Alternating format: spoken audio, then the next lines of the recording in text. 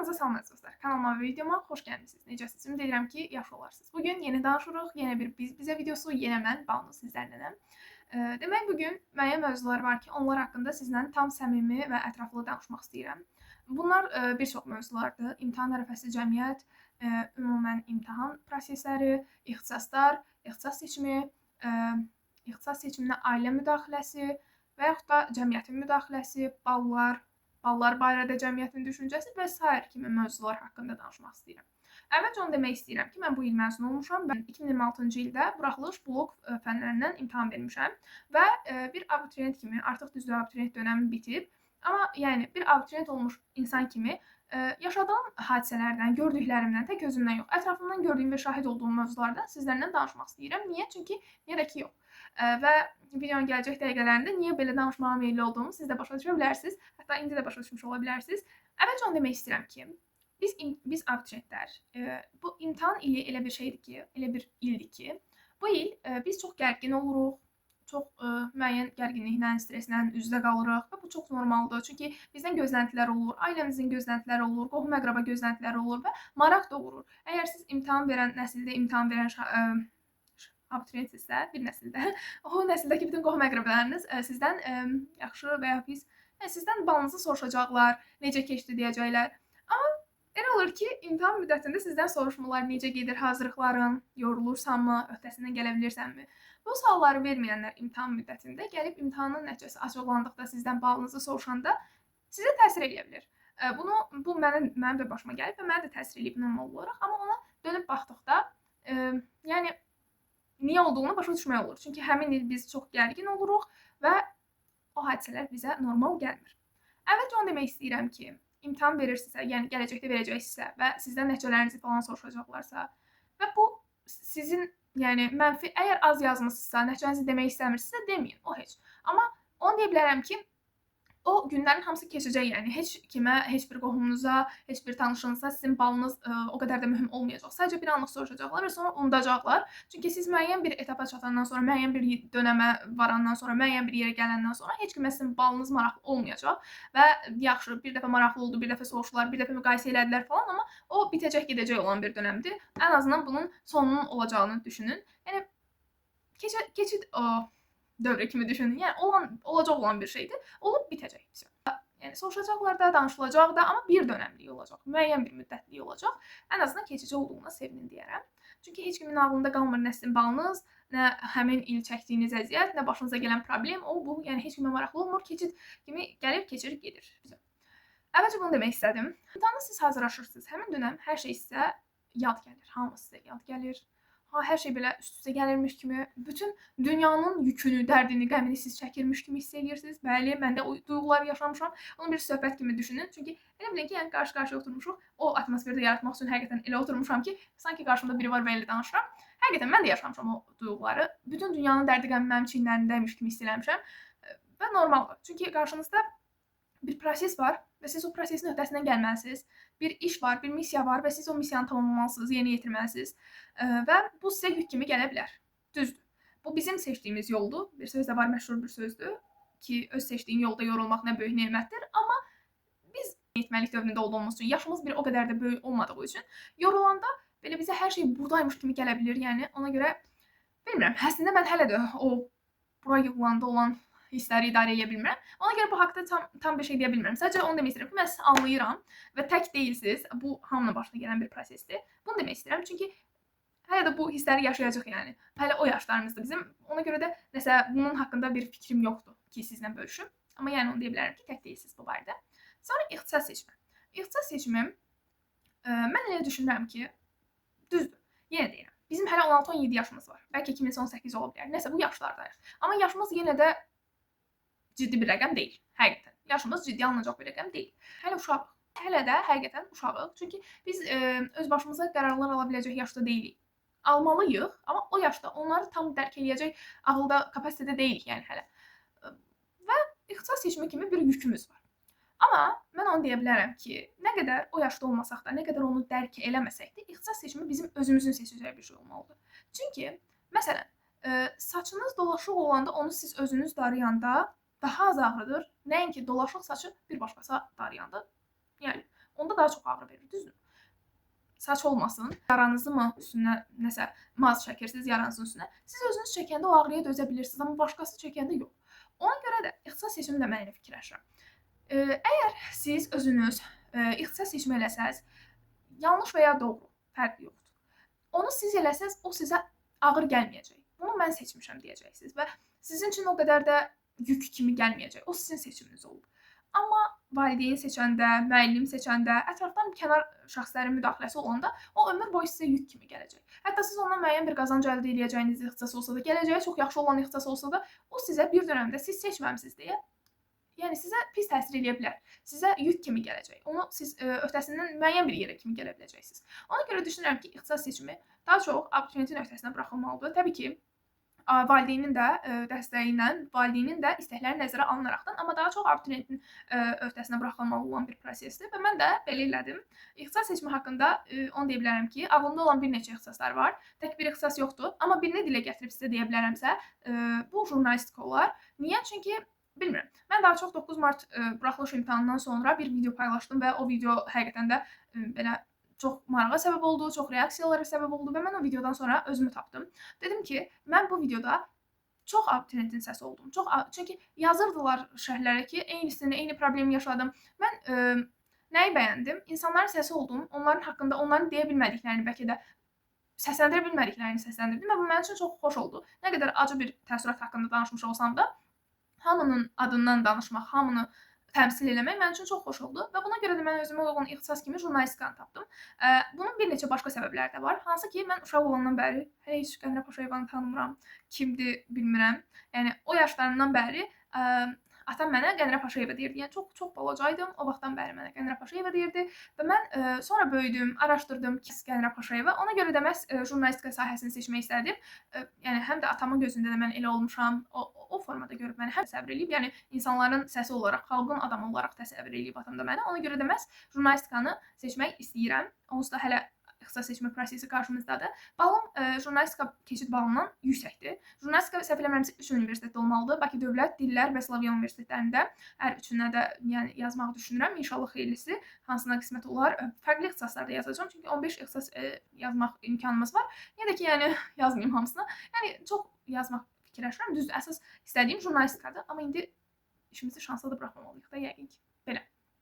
Əslində ətraflı balımı da soruşanlar olub. Mənim öz hesablamamdan balım 480 civarı falan baldır. Dəqiq ballar da çıxmayıb. Mənə yazırsa soruşursunuz. Mən dəqiq bir şey də deyə bilmirəm. Ötən videoda da ona görə danışmaq istəmədim bal barədə. Sadəcə gördüm ki, çox narazılıq edirsiniz. Ona görə dedim. Şərhlərdə də var idi əslində. Nəysə. Yəni ixtisas olaraq da bu ixtisası düşünürəm. Ümid edirəm ki, o ixtisasla gələcəkdə irəliyə bilərəm. Balım məni qane elədi. Niyə? Çünki istədiyim ixtisasın balından müəyyən bir miqdar yüksək bal toplamışam və qəbul olma şansım, belə deyim, var. Yaxşıdır, qəbul olma şansım, imkanım yaxşıdır məncə. İndi bilmirəm, nə dəyişəcək, nə olacaq. Yəni, əmin olmadığımız bir şeydir, dönəmdir, heç nə. Belə, yəni ixtisas barədə bunu deyə bilərəm. Qabiliyyət imtahanım var, amma heç hazırlaşmıram. Nəysə, bu biraz kritikdir. İxtisas seçimində nə demək istəyirəm? Mən ixtisas seçimimi, yəni, normalda heç kimlə bölüşən insan deyildim. Bölüşmürdüm. Sadəcə olaraq mənə çox yazdılar ki, sən buradasansa danışmalısan, deməlisən, ona görə danışıram deyirəm. Amma nəysə. Amma bölüşən insan deyildim yəni. Hələ bölüşməzdim. Qəbul olduqdan sonra bölüşməyi düşünürdüm. Nəysə ki. İxtisas seçimimi mən soruşan bir neçə qohum deməyim, tanışdan, bir neçə tanış məndən soruşan, ağzından qaçırmışdım ixtisasımı, istədiyim ixtisası. Və mənə bir reaksiya almışdım. Eynisini sizə göstərmək istəyirəm, eynisini demək istəyirəm. Qız uşağı, jurnalistika, qız uşağı olaraq. Yəni, qız uşağı olaraq, bəli. Başa düşmədim. İxtisas seçimində müəyyən bir qayda qanun varmı ki, qız uşaqları, qızlar, qadınlar bu ixtisaslar seçə bilməz? Belə bir məlumat belə varmı? Biz bilmirik. Yəni, belə bir qayda qanun varmı? Yəni, bəlkə mən bilmirəm. Yoxdur məncə. Çünki bizə ixtisas seçimində yəni o qədər insan iştirak edib, deyilməyib ki, kiməsə, qız uşaqları, qızlar bu ixtisaslara seçim edə bilməzlər. Bu ixtisasları seçə bilməzlər. Belə bir şey eşitməmişik. Yəni, əgər ixtisas seçimini də bölürüksə qıza oğlana, yəni il olub 2026, onu demək istəyirəm ki, əzizlərim, məsələ bu yerdədir. İstəyir qız olsun, istəyir oğlan olsun, bu bizim gələcək taleyimizi həll edən bir andır və biz kiminsə qız uşağı bu ixtisası oxumamalıdır. Sözünə görə istəmədiyiniz ixtisası oxumaq məcburiyyətində deyilik. Hə. İndiki bəzi düzdür. Düşüncə tərzi tamam fərqli və yaxşı olan insanlar var, amma bəzi düşüncə tərzində olan insanlar var ki, qızınki müəllimdir deyirlər. Hüquq oxumaq istəyən qızlar var ki, hüquq oxuya bilmirlər yüksək balla. O qədər ixtisas var ki, elə jurnalistikanın özdə mən o reaksiyanı aldım, amma təbii ki də dönmədim yolundan. Çünki o reaksiyanı mən bir adamdan almamışam. Çox adam jurnalistika qız uşağı deyiblər. Yaxşı, mən eləməyim. Sən eləmə. O eləməsin, bu eləməsin. Bir yerdə qulaq asaq bu cəmiyyətə. Bu jurnalist kim olsun və bu xalqın səsi kim olsun, danışan kim olsun. İnsanlar ixtisasları tam bilmədən də qarşılarındakını yargılaya bilirlər. Məsələn, jurnalistika adi öz istədiyim ixtisas haqqında danışım, məlumatım olan ixtisas haqqında danışım. Onun bir neçə qolları var. Bir neçə, yəni ümumi bir anlayışda, ümumi bir sahədə onun bir neçə qolları var ki, siz onlardan seçim edib tamam fərqli yerlərdə ola bilərsiniz, tək televiziyada olmaya bilərsiniz. Yəni böyük bir ixtisasdır. Və bunu bilməyən insanlar da yargılamağı sevirlər. Bunun haqqında heç bir şərh edə bilmərəm. İxtisasları cinsiyyətə görə bölməməliyik məncə. Yəni sən qızsan, get müəllim ol, yoxdur. Yəni siz nə olmaq istəyirsinizsə, qız mühəndis də ola bilər, qız hüquqşünas da ola bilər, jurnalist də ola bilər, polis də ola bilər, nə bilim, hər şey ola bilər. Cinsiyyətə görə dövlət bölməyib bunu, deməyib. Mühüm qurumlar, lazımi qurumlar bölməyib ki, qız filan kəs ola bilər, filan kəs ola bilməz, filan ixtisas seçə bilməz. Belə bir şey yoxdur. Biz, yəni cəmiyyət niyə bölsün ki, yəni? Düz deyil. Yəni onu demək istəyirəm ki, öz içinizin səsinə qulaq asın, ürəyinizin səsinə qulaq asın, buranın səsinə də qulaq asın. Bura çox mühümdür. Yəni nə olmaq istəyirsinizsə, nə olacağınıza əminsinizsə, özünüzə güzgüyə baxanda kimi görürsünüzsə, o olun. Mən məsələn çox sevirəm danışmağı. Yəni mən ki budur, danışım, deyim. Sən deyə bilmədiyini mən deyərəm. Problem yoxdur. Mənki budur. Ona görə də məhz bu ixtisas seçmişəm. Bu ixtisas düşünürəm. İnşallah ki olar. Sizlər üçün də mənə dua eləməyinizi istəyərəm. Olsun deyə. O qədər zorladınız, denən, dedim. İndi dua edin. Belə bir anlayış var bizim cəmiyyətimizdə. Filan kəs 600-dən çox bal yazdı. Sən 300 bal yazdın. Filan kəs 700 bal yazdı. Sən 400 bal yazdın. Nə bilim, 500-dən 600-ü də müqayisə edirlər. Çox, yəni mənə gülünc gəlir. Niyə bilirsiniz? Çünki həmin sistemin içərisindəyik. Sistemin içərisində olanlar başa düşürlər ki, 700 yaza bilən insan da var, təbii ki. Amma o da şagird abituriyent olub. Amma sən 300 bal toplayanın da əməyinin üstündən xətt çəkə bilmərsən. Sən 400 bal toplayanın da əməyinin üstündən xətt çəkə bilmərsən. Mən həmişə bir cümləni işlədirəm. Bu imtahanla bağlı çəkdiyim bütün videolarımda deyə bilərəm o cümləni. Siz o imtahana girib orada vərəqə əlində olan insanın nə yaşadığını bilə bilmərsiniz. O an orada onun başına gələnləri təsəvvür edə bilmərsiniz. Hə, elə bilir hamı ki, sinifdə girdi, dərs imtahanını yazdı, çıxdı. Yox, elə deyil. Siz bilmirsiniz o imtahana girəndə necə girdi, necə orada başına nə gəldi, nə gəlmədi, çıxanda necə çıxdı. Siz o otaqda nələrin baş verdiyini bilə bilmərsiniz. Hə, o imtahandan çıxan adam da danışanda ona inanmayacaqsınız. Elə biləcəksiniz bəhanələrdir. Ona görə də mən deyirəm ki, həmişə bir cümləm var. O cümləni də sadiqəm o cümləyə, çünki inanıram o cümləyə. Özümün də başıma gəldi. İmtahana girən insandan başqa imtahanın, yəni necə keçdiyini, siz onun orada nələr yaşadığını bilə bilmərsiniz. Ona görə də mühakimə eləmək kimi haqqınız yoxdur deyə düşünürəm. Bir abituriyenti, yenə deyirəm, mühüm bir il atlatmış, mühüm bir dönəm atlatmış bir abituriyentin haqqında danışmaq, onu mühakimə eləmək zəif insan xüsusiyyəti olar. Çünki o zaten nədənsə asılıdır, imtahandan asılıdır, cəmiyyətdən asılıdır o dəqiqə. Yəni o zəif insanın, yəni o hal-hazırda onsuz da zəifdir də, imtahanı var bu insanın, müəyyən bir dönəm atlatmağa çalışır. Onu mühakimə eləmək də gücdən sayılmaz, güclülükdən sayılmaz. Tövsiyə eləmərəm. Özüm də heç vaxt abituriyentləri heç vaxt mühakimə eləməmişəm ki, filan kəs oxumadı, belə yazdı, filan kəs belə elədi, elə elədi. Ya mən heç vaxt o sözü deməmişəm ki, filan kəsin onsuz da nə bilim belə idi, elə idi. Ya yüksək yazan insanlara da çox sevinmişəm, öz balımmış kimi sevinmişəm. Hətta o insanlar yəni mənim yaxınım olsun, yaxınım olmasın fərqi olmuyor. Instagramda görmüşəm 700-400 yazanlar, nə bilim, blogdan 400 yazanlar, belə 700 yazanlar görmüşəm, sevinmişəm. Yəni heç kimin də balında falan gözüm olmayıb. Nə də ki, aşağı yazanlara da heç vaxt özümdən aşağı baxmamışam.